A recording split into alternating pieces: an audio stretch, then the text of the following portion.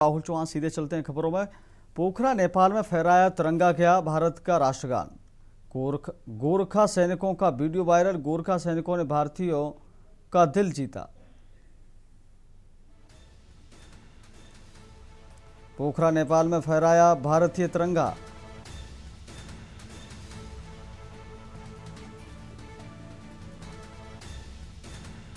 गोरखा सैनिकों का video viral.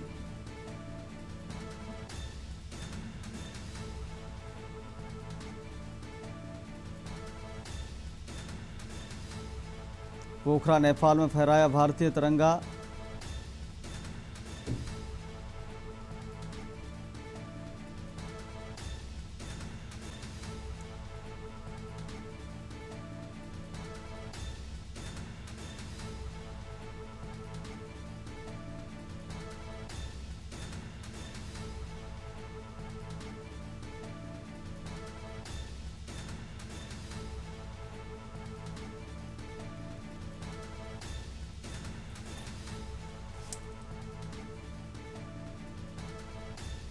Gorkha सैनिकों का वीडियो वायरल। गोरखा सैनिकों ने भारतीयों का दिल जीता।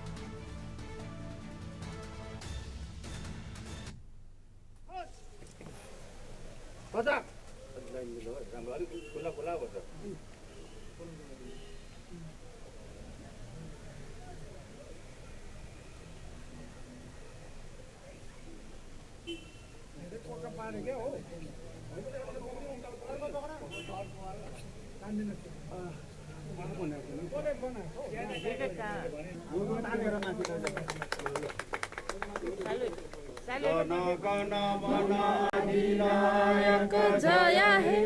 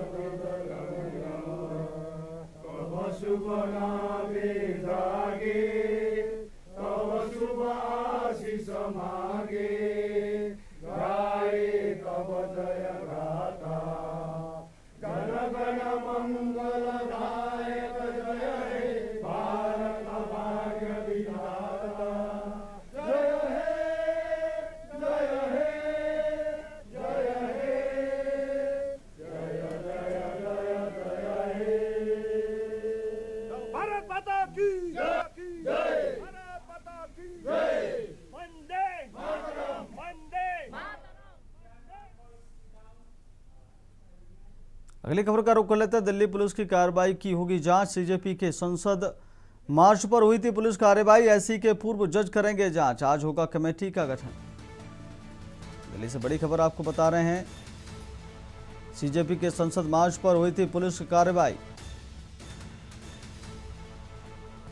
एससी के पूर्व जज करेंगे जांच। आज होगा कमेटी का गठन। दिल्ली पुलिस की कार्रवाई की होगी जांच। सीजेपी के सांसद मार्च पर हुई थी पुलिस कार्रवाई। एससी के पूर्व जज करेंगे जांच। दिल्ली से बड़ी जानकारी आपको बताएं, बड़ी खबर। आज होगा कमेटी का गठन। दिल्ली पुलिस की कार्रवाई की होगी जांच। सीजेपी के संसद मार्च पर हुई थी पुलिस कार्रवाई।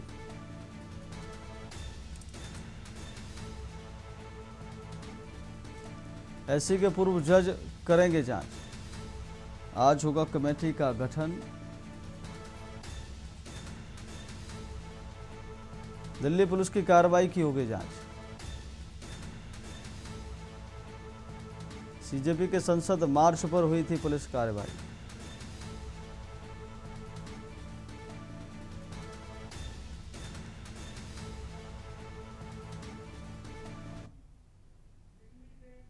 अगली खबर का रुख करते हैं। अगली खबर दिल्ली से बड़ी खबर सामने आ रही है। चेन्नई के 2 दिवसीय दौरे पर गृह मंत्री अमित शाह। दिल्ली से बड़ी खबर आपको बता रहे हैं, कोवलम में आयोजित बैठक में शामिल होंगे अमित शाह। दक्षिणी राज्यों के सीएम और क्षेत्रीय परिषद की बैठक की करेंगे अध्यक्षता। क्षेत्रीय मुद्दों और राज्यों से जुड़े अहम विषयों पर होगी चर्चा। दिल्ली से बड़ी खबर आपको बता रहे हैं, चेन्नई के 2 दिवसीय दौरे पर गृह मंत्री अमित शाह। कोवलम में आयोजित बैठक में शामिल होंगे अमित शाह। ऐसी खबर पर अधिक जानकारी के लिए दिल्ली से विशेष संवाददाता अखिलेश सिंह हमारे साथ जुड़ गए हैं। अखिलेश जी, क्या कुछ अपडेट इस खबर को लेकर, अमित शाह के दौरे की क्या अपडेट है? देखिए राहुल, केंद्रीय गृह मंत्री अमित शाह आज और कल यानी 19 और 20 अगस्त को 2 दिवसीय दक्षिण राज्यों के दौरे पर हैं। यानी कहा जा सकता है कि तमिलनाडु के दौरे पर हैं, चेन्नई में रहेंगे, जहां पर एक क्षेत्रीय परिषद की बैठक होनी है। और इस बैठक का मुख्य एजेंडा जो कहा जा सकता है कि जो दक्षिण भारत के राज्य हैं, तमिलनाडु है, कर्नाटक है, केरल है, आंध्र प्रदेश है, तेलंगाना, इसके अलावा केंद्र शासित प्रदेश पुडुचेरी है, इनको मिलाकर एक क्षेत्रीय परिषद की बैठक होनी है। क्षेत्रीय परिषद का उद्देश्य होता है कि सभी इन राज्यों के अंदर कानून व्यवस्था कैसे दुरुस्त हो, उसमें सुधार कैसे लाया जाए, कानून व्यवस्था को कैसे मजबूत किया जाए और उन राज्यों में कैसे शांति कायम रहे। इसके अलावा सभी राज्यों में केंद्र सरकार की तरफ से जो विकास की योजनाएं चल रही हैं, उन विकास की योजनाओं में कैसे तेजी लाए, उन्हें प्रगति कैसे की जाए और क्या योजनाएं ऐसी हैं जिनको इन सभी राज्यों में एक साथ शुरू किया जा सकता है और आपस में सभी राज्यों की जो सीमाएं लगी हैं, उन सभी राज्यों की सीमाओं पर राज्य अपने पुलिस बलों के साथ तालमेल राज्यों के साथ कैसे बनाए ताकि अपराधियों पर शिकंजा कसा जा सके। इन तमाम तरह के मुद्दों पर लगातार 2 दिनों तक बैठक चलेगी। इन राज्यों के मुख्यमंत्री शामिल होंगे, डीजीपी शामिल होंगे, गृह मंत्री शामिल होंगे। केंद्रीय गृह मंत्री अमित शाह की अध्यक्षता में 2 दिनों तक लगातार सम्मेलन चलेगा। इस सम्मेलन में जो दक्षिण भारत के राज्य हैं, उनकी समस्याओं से लेकर कानून व्यवस्था और विकास की गति को तेजी लाने पर फोकस किया जाएगा। राहुल, ठीक है अखिलेश जी, बहुत बहुत धन्यवाद आपका तमाम जानकारी देने के लिए। तो अमित शाह 2 दिन के दौरे पर रहेंगे। इस दौरे को लेकर ये दौरा अहम रहने वाला है। चेन्नई के 2 दिवसीय दौरे पर गृह मंत्री अमित शाह दिल्ली से बड़ी जानकारी आपको बता रहे हैं कि कोवलम में आयोजित बैठक में शामिल होंगे अमित शाह। दक्षिणी राज्यों के सीएम और क्षेत्रीय परिषद की बैठक की करेंगे अध्यक्षता।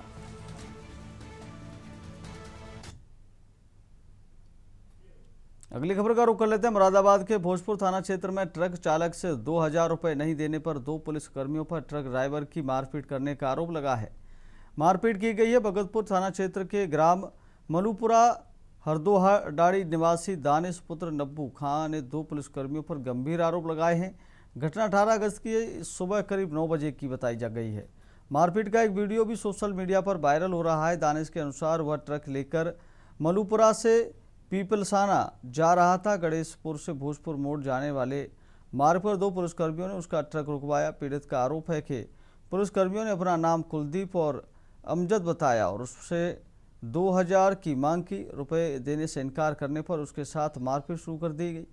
पीड़ित का दावा है कि पुलिसकर्मियों ने सड़क पर उसके साथ मारपीट की और बाद में उसे भोजपुर थाने ले गए। आरोप है कि थाने के एक कमरे में भी कई पुलिसकर्मियों ने उसके साथ मारपीट की। दानिश के मुताबिक उस समय करीब 3 पुलिसकर्मी मौजूद थे। इसके बाद उसका धारा 151 के तहत चालान कर दिया गया।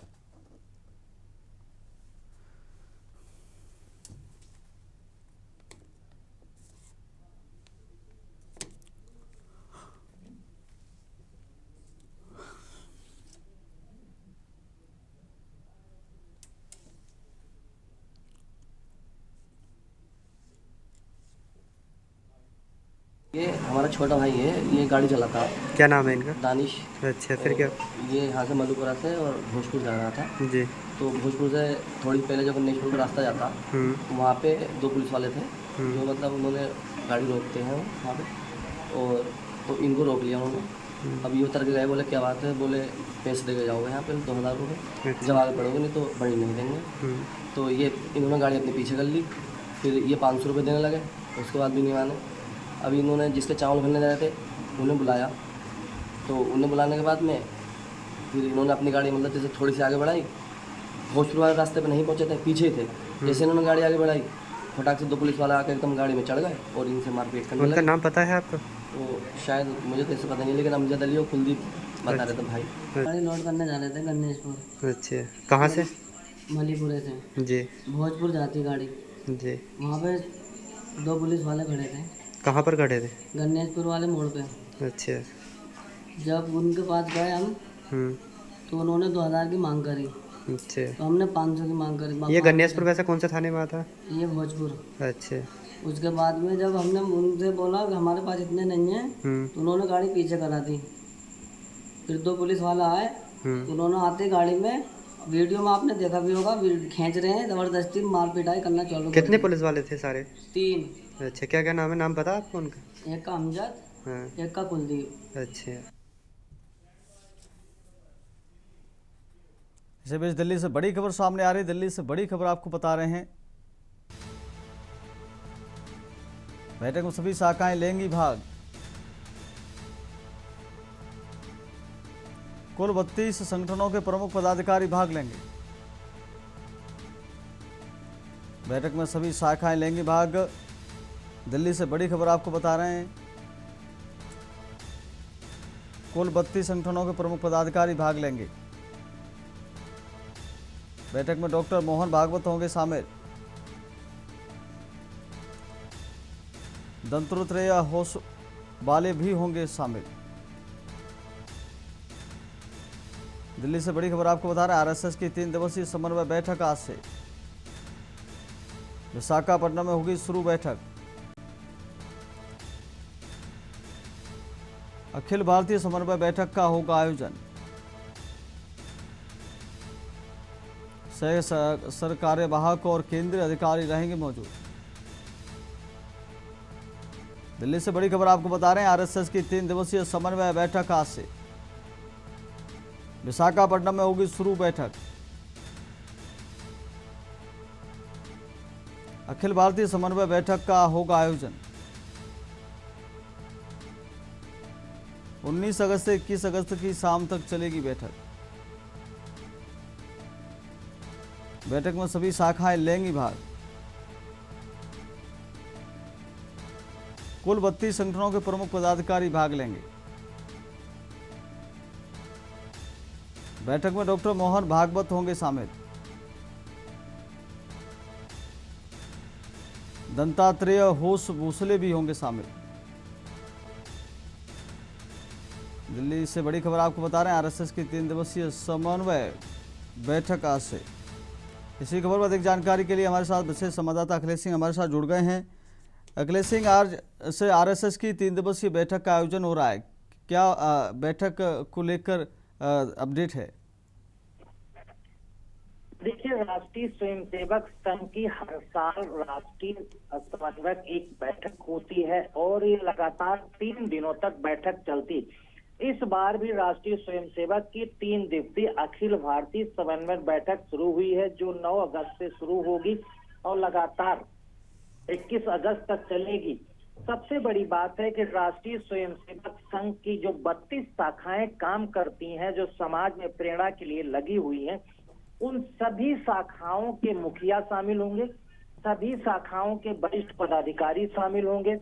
ये बैठक राष्ट्रीय स्वयंसेवक संघ के संघ प्रमुख डॉक्टर मोहन भागवत की अध्यक्षता में होगी और सरका कारवार दत्तात्रेय होसबोले मुख्य रूप से इसमें उपस्थित होंगे।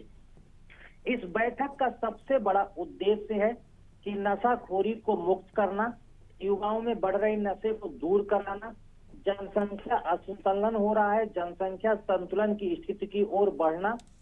इसके अलावा पर्यावरण अनुकूल जीवन शैली, कुटुंब प्रबोधन, स्वदेशी आचरण और नागरिक कर्तव्य की इस तरह के तमाम जो सामाजिक मुद्दे हैं और राष्ट्रीय हित के जो मुद्दे हैं, जो देश को आगे बढ़ाने वाले मुद्दे हैं, इनको लेकर वैचारिक रूप से लगातार 3 दिनों तक चर्चा परिचर्चा होगी। उसके बाद राष्ट्रीय स्वयंसेवक संघ हर साल जो अपने राष्ट्रीय समन्वयक बैठक करता है और इसी प्रकार की जो बैठक 3 दिनों तक आज से शुरू हो रही है, इस बैठक में एक प्रस्ताव पास होगा जो समाज हित में, देश हित में, राष्ट्र हित के जो मुद्दे हैं उन पर राष्ट्रीय स्वयंसेवक संघ और उनकी जो 32 शाखाएं हैं वो इस दिशा में काम करेंगे। इस एजेंडे पर चर्चा होगी और इस एजेंडे को पास किया जाएगा। सबसे बड़ी बात है कि इसमें हिंदुओं को लेकर भी विश्व हिंदू परिषद की तरफ से एक प्रस्ताव लाया जाएगा जिस पर भी चर्चा होगी। इस प्रस्ताव पर राष्ट्रीय स्वयंसेवक का नजरिया क्या रहेगा, एजेंडे में उसको पास किया जाएगा या नहीं किया जाएगा, इन तमाम चीजों को लेकर आप कह सकते हैं कि राष्ट्रीय स्वयंसेवक संघ अगले 1 साल का एजेंडा तय कर देगा और उसी एजेंडे के आधार पर राष्ट्रीय स्वयंसेवक संघ और उसके प्रचारक और स्वयंसेवी कार्यकर्ता से लेकर सभी 32 शाखाओं के अध्यक्ष और उनके कार्यकर्ता उसी एजेंडे पर लगातार काम करेंगे। राहुल, ठीक है अखिलेश, बहुत बहुत धन्यवाद आपका तमाम जानकारी देने के लिए। बने रहिए आप हमारे साथ। विशाखापट्टनम में 3 दिवस आज से दौरे का शुरुआत हो गई। अखिल भारतीय समन्वय की शुरुआत होगी। 19 अगस्त से 21 अगस्त की शाम तक चलेगी बैठक। अगली खबर का रुख कर लेते हैं। दिल्ली जल बोर्ड में सीवेज ट्रीटमेंट प्लांट से जुड़े टेंडरों में कथित अनियमितताओं के मामले में भ्रष्टाचार निरोधक शाखा एसीबी ने बड़ी कार्रवाई करते हुए 6 आरोपियों को गिरफ्तार किया है। गिरफ्तार आरोपियों में दिल्ली के पूर्व मंत्री सत्येंद्र कुमार जैन, पूर्व जल बोर्ड मुख्य कार्यकारी अधिकारी एवं IAS अधिकारी उदित प्रकाश राय समेत 4 अन्य लोग शामिल हैं। गिरफ्तार किए गए अन्य आरोपियों में पूर्व संविदा सलाहकार अंकित श्रीवास्तव, AN एंटरप्राइजेज के प्रोपराइटर नागेंद्र यादव, यूरेटेक एनवायरनमेंट प्राइवेट लिमिटेड के मालिक राजा कुमार कुर्रा और सृजनहार के प्रोपराइटर पंकज वर्मा शामिल हैं। यह मामला जल बोर्ड के सीवेज ट्रीटमेंट प्लांटों के विस्तार और उन्नयन से जुड़े टेंडरों के में कथित अनियमितताओं को लेकर दर्ज किया गया था। भ्रष्टाचार निरोधक शाखा के अनुसार मामले में टेंडर की शर्तों में कथित हेरफेर, आपराधिक साजिश और प्रक्रिया को प्रभावित करने जैसे आरोपों की जांच की जा रही है। मामले में प्राथमिकी संख्या 10/2024 के तहत 11 मई 2024 को भ्रष्टाचार निरोधक शाखा थाने में मामला दर्ज किया गया था। शिकायत दिल्ली सरकार के सतर्कता निदेशालय की ओर से की गई थी। आपके वरिष्ठ नेता और पंजाब के सहप्रभारी सत्येंद्र जैन जी को गिरफ्तार कर लिया गया है और भारतीय जनता पार्टी सरकार की यही नीति है, जो सरकार काम करे उसको डिस्टर्ब करो, उसको रोको, उसके ऊपर हर तरीके से दबाव बनाओ। आपको याद होगा दिल्ली चुनाव के पहले आम आदमी पार्टी के नेता अरविंद केजरीवाल जी को गिरफ्तार कर लिया गया था, मनीष सिसोदिया जी को गिरफ्तार कर लिया गया था, सत्येंद्र जैन जी को गिरफ्तार कर लिया गया था, मुझे गिरफ्तार कर लिया गया था। मकसद एक ही था, दिल्ली का चुनाव डिस्टर्ब करना, दिल्ली के चुनाव को एन केन प्रकारेण साम दाम दंड भेद हर तरीके से जीतना। देखिए सत्येंद्र जैन जी पंजाब के को इंचार्ज हैं और पंजाब में चुनाव आ रहे हैं, इसलिए भाजपा की एजेंसीज फिर से एक्टिव हो गई हैं। पर जैसे हमारे पुराने केसेस का जो रिजल्ट निकला कि आम आदमी पार्टी के नेताओं को डिस्चार्ज कर दिया गया, केस ट्रायल योग्य भी नहीं समझा, वैसा ही इसी केस में होगा। पर उस लॉस्ट टाइम का क्या, जो आप किसी को प्रताड़ित करते हो, जेल के अंदर रखते हो, उसके लिए कौन कॉम्पनसेट करेगा? जो फैमिली प्रताड़ना चाहती है वो कौन कॉम्पनसेट करेगा? और बीजेपी आज बहुत ज्यादा बैकफुट पे है। चाहे देश का युवा हो वो भाजपा से नाराज है, चाहे लोगों की आस्था के साथ जो इन्होंने चंदा चोरी में खिलवाड़ किया उससे लोग बहुत आहत हैं, चाहे हमारी गाड़ियों में मिलावटी तेल डाल के गाड़ियों को कबाड़ कर रही है उससे भी लोग बहुत नाराज हैं। ये मुद्दा डाइवर्ट नहीं होगा। बीजेपी को ये समझना चाहिए, जो ये नैरेटिव बदलने की कोशिश कर रहे हैं आम आदमी पार्टी के ऊपर फिर से अटैक करके, इससे इनको लोगों की सिंपैथी नहीं मिलने वाली। अगली खबर दिल्ली से आपको बता रहे हैं, दिल्ली से बड़ी खबर सामने आ रही है। 2027 के विधानसभा चुनाव पर होगा फोकस। राहुल गांधी करेंगे कांग्रेस के नेताओं के साथ बैठक। दिल्ली से बड़ी खबर आपको बता रहे हैं, पंजाब कांग्रेस के नेताओं के साथ बैठक। कांग्रेस में जारी गुटबाजी को खत्म करने का प्रयास। 2027 के विधानसभा चुनाव पर होगा फोकस। अधिक ऐसी खबर पर हमारे साथ विशेष संवाददाता अखिलेश सिंह हमारे साथ जुड़ गए हैं। अखिलेश जी, दिल्ली में राहुल गांधी एक अहम बैठक करने जा रहे हैं। इस बैठक को लेकर क्या कुछ अपडेट है? देखिए राहुल, कांग्रेस लगातार अपने संगठन के पेच कसने और संगठन में जो गुटबाजी समझा रही है, उस गुटबाजी को खत्म करने के लेकर सभी राज्यों की बैठक कांग्रेस के तरफ से हो रही है, जिसकी अध्यक्षता राहुल गांधी कर रहे हैं। कुछ बैठकों में कांग्रेस के राष्ट्रीय अध्यक्ष मल्लिकार्जुन खड़गे और संगठन महासचिव केसी वेणुगोपाल मौजूद रहते हैं, लेकिन खास फोकस राहुल गांधी पर रहता है। आगामी दिनों में पंजाब का विधानसभा चुनाव होना है और पंजाब विधानसभा चुनाव से पहले कांग्रेस चाहती है कि पूरी तरह से संगठन में जो मनमुटाव चल रहा है, गुटबाजी चल रही है, उसको दूर किया जाए। इसीलिए कांग्रेस ने पंजाब के सभी वरिष्ठ नेताओं को तलब किया है। राहुल गांधी के साथ लगातार 2 दिनों तक मंथन चलेगा।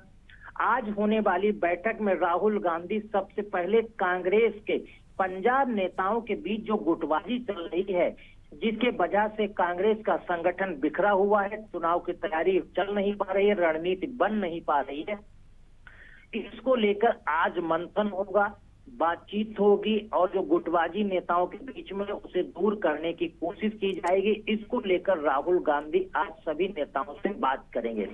इसके बाद कल कांग्रेस पंजाब की फिर से बैठक होगी, जिसमें आगामी महीनों में पंजाब में चुनाव होना है। विधानसभा के चुनाव की तैयारी कैसे हो, चुनाव में जिम्मेदारी किसको दी जाए, चुनाव की रणनीति क्या रहे, कैसे आम आदमी पार्टी को पंजाब में हराया जाए, भारतीय जनता पार्टी पंजाब सरकार से बाहर, उसे कैसे बाहर रखा जाए, इन तमाम रणनीतियों पर आज राहुल गांधी लेकर कल तक लगातार चर्चा करेंगे, रणनीति तैयार करेंगे, एजेंडा तैयार करेंगे कि कैसे पंजाब में कांग्रेस पार्टी बढ़े, चुनाव प्रचार में उतरे और रणनीति उसकी क्या हो, जिसके सहारे वो पंजाब के विधानसभा चुनाव को जीते और एक बार फिर वहां अपनी सरकार बनाने में कामयाब हो। फिलहाल ये देखना होगा कि कांग्रेस पंजाब की होने वाली आज से लेकर कल तक की बैठकों में क्या गुटबाजी खत्म करने में राहुल कामयाब होंगे और किस एजेंडे में पंजाब में कांग्रेस आगे चुनाव के लिए बढ़ेगी, ये देखना होगा। राहुल, ठीक है अखिलेश जी, बहुत बहुत धन्यवाद आपका तमाम जानकारी देने के लिए। तो पंजाब में कांग्रेस के नेताओं के साथ बैठक करेंगे, कांग्रेस में जारी गुटबाजी को खत्म करने का प्रयास। राहुल गांधी लगातार बैठकें कर रहे हैं। 2027 के विधानसभा चुनाव पर फोकस है।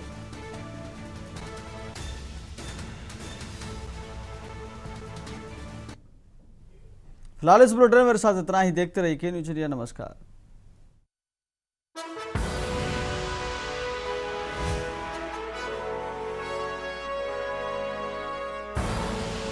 आप देख रहे हैं के न्यूज, खबरों का सार।